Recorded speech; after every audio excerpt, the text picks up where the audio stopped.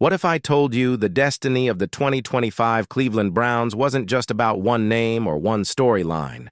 What if this year, this very moment in time, was shaping up to be one of those rare inflection points where everything changes and nothing is guaranteed? I'm not just talking about wins and losses. I'm talking about identity, legacy, the quarterback room, the defensive throne, and how a single fifth-round pick and a $160 million contract could ultimately decide the fate of this franchise for the next 5 years. Let's dive in. So, please take 2 seconds to hit the subscribe button, like the video, and leave your thoughts in the comments. Thank you for your support.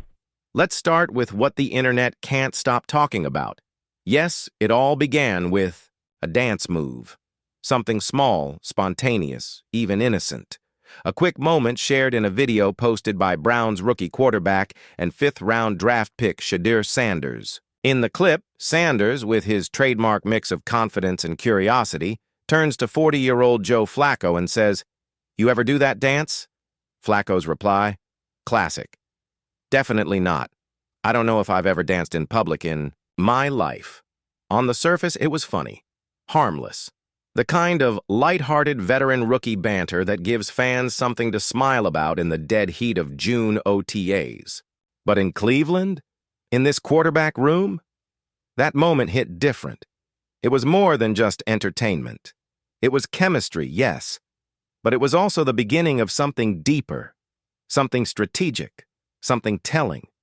Because beneath that laugh and the thousands of likes and shares that followed, there's a quiet storm brewing, one that's going to shape this season and possibly the next decade. You've got Shedeur Sanders, son of Prime, stepping into Cleveland with swagger, poise, and a digital following the size of a small nation. But he didn't come here just to trend. He came to take over, and standing in his way, Joe Flacco, the ageless brain with a Super Bowl ring, Dillon Gabriel, a third-round pick who's been hot and cold, and Kenny Pickett, the wild card, experienced but inconsistent. This isn't just a training camp battle. This is a war for the soul of the franchise, because looming over all of it are 2 likely top 10 picks in 2026. Think about that. If none of these guys can seize control of the position, the Browns might have no choice but to spend those picks chasing another quarterback. But if one of them, just one of them, can rise above the pack, Cleveland can finally stop the carousel and build around a cornerstone. And here's where it gets even juicier. During recent OTA practices, reports started to surface that Shedeur Sanders looked sharp. Not just decent, not just promising, sharp. According to observers, he went 6 for 7 in second and third team reps, while Gabriel stumbled with a rough 2 for 6. It sparked a frenzy online. Fans started asking the question, why is the most efficient quarterback not getting first-team reps? Nathan Zegura explained it. This isn't just about completion percentages or throwing a pretty spiral. Sanders is still in the early stages of mastering the NFL playbook. It's about cadence, command, pre-snap reads, post-snap decisions. Joe Flacco has 191 NFL starts. He's lived this rhythm for over a decade. Kenny Pickett has 25, Sanders has 0. So while he's impressing, the staff is still keeping him in development mode, for now. But patience isn't the same as indifference. Behind the scenes, Tommy Rees says Sanders is relentless. He's putting in the work, he's studying, grinding. The Browns aren't rushing him because they believe in him. They're investing in his future, not just throwing him to the wolves. And yet, the clock is ticking. Because if Cleveland doesn't fully evaluate him this year, if they don't know what they have in Sanders before next year's draft, they'll be making decisions with a blindfold on. That's the danger. That's the high-wire act. Every practice rep, every preseason snap is part of a much bigger test. A test not just of talent, but of readiness, of leadership, of franchise potential. Meanwhile, the QB room is tense. Gabriel's draft status buys him time, sure. He's a third-rounder. There's capital invested, but the tape doesn't lie. Kenny Pickett hasn't separated himself either. And Flacco, as steady and respected as he isn't the long-term answer. So all eyes are shifting to Shedeur. And while fans flood social media with memes of uncles and nephews dancing at weddings, Shedeur and Flacco, they're not just rooting for laughs, they're pleading for hope. Browns fans have seen too many quarterback dreams die. They want to believe. They want to ride this wave all the way into September, but let's switch gears. Because while this quarterback conversation is catching fire, there's another storyline building on the opposite side of the ball. A story that's just as powerful, if not more. Enter Myles Garrett. The Browns went all in, a massive $160 million extension, the richest deal for a non-quarterback in the league. That's not just a payday, that's a statement. Garrett is this defense. He is the foundation. And now, he has to deliver something beyond elite stats. He has to deliver a culture, a standard. Jim Schwartz summed it up perfectly with a Spider-Man.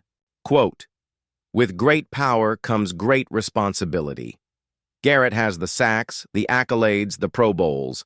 But now, he's carrying the weight of an entire franchise's defensive hopes. And the Browns didn't stop at just giving him the bag. They gave him reinforcements: Mason Graham, their top draft pick; Carson Schweisinger, a tackling machine at linebacker; 2 rookies, 2 puzzle pieces, chosen with surgical precision. Let's talk about Graham. He wasn't the obvious choice. The Browns passed on blue-chip talents like Travis Hunter to get him. Why? Because they believe Graham, lining up next to Garrett, could become a nightmare for opposing offenses. Schwartz's defense is built on pressure, chaos, and disruption. And when Garrett commands double and sometimes triple teams, it opens up a highway for someone like Graham to feast. If Graham hits, if he becomes that dude, then the Browns could have a defensive line that wrecks games, week in, week out. And what about Carson Schweisinger? The kid's raw, still adjusting, but he's a heat-seeking missile. 136 tackles, 90 solo, and the instincts to be a sideline-to-sideline threat. He's stepping into a linebacker core that lost its heart when Jeremiah Owusu-Koramoah went down with that brutal neck injury. Joke won't play this year, but he's still here, on the sidelines, coaching, leading. His spirit hasn't left, and that kind of presence matters. This defense is being built on more than just pressure and tackles. It's being built on unity, identity, and expectation. So while the national media might be fixated on Cleveland's quarterback roulette, let me tell you something right now. This team is loading the chamber on both sides of the ball. The Browns aren't just preparing for a season, they're preparing for a transformation. And if Shedeur Sanders proves he's the guy, if Mason Graham explodes next to Garrett, if Schweisinger settles in and Joke returns in 2026, this could be the beginning of a new Browns era. Not a rebuild, not a maybe next year, but a full-on, take-no-prisoners ascent. So now I turn it over to you. If you're Andrew Berry, what's your move? Do you ride the Sanders wave and give him the reins early, or do you keep the slow burn and let the veterans hold the line while he marinates? And on defense, are you already seeing the makings of the league's most dangerous front seven? Drop your thoughts in the comments, smash that like button, and hit subscribe if you're ready to ride with me all season long. This season, I don't just see Garrett showing up as a dominant pass rusher. I see him becoming the guy, the emotional and physical tone setter for this entire defense. And if we're being honest, that's what we've needed.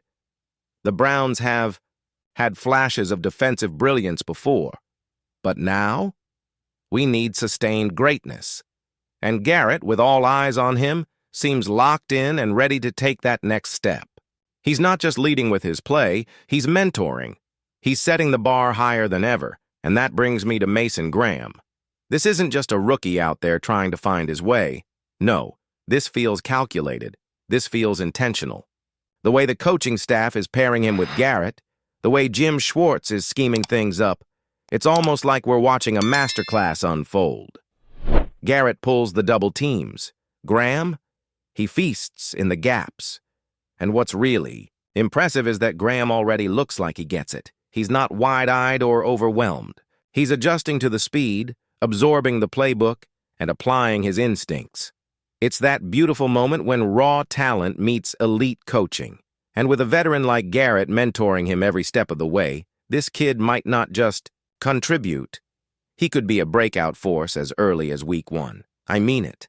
We've seen plenty of promising rookies, but not many who come in this prepared, this poised, this ready. Now let's talk about the wild card. Carson Schweitzer. Look, you can't replace a presence like Jeremiah Owusu-Koramoah. You just can't. Jock is special. He's unique. But Carson? This dude brings something different to the table, something gritty, something dependable. He's got that non-stop motor, that old-school linebacker toughness. He's always around the ball, always making something happen. And let's not forget, 90 solo tackles don't just show up out of nowhere.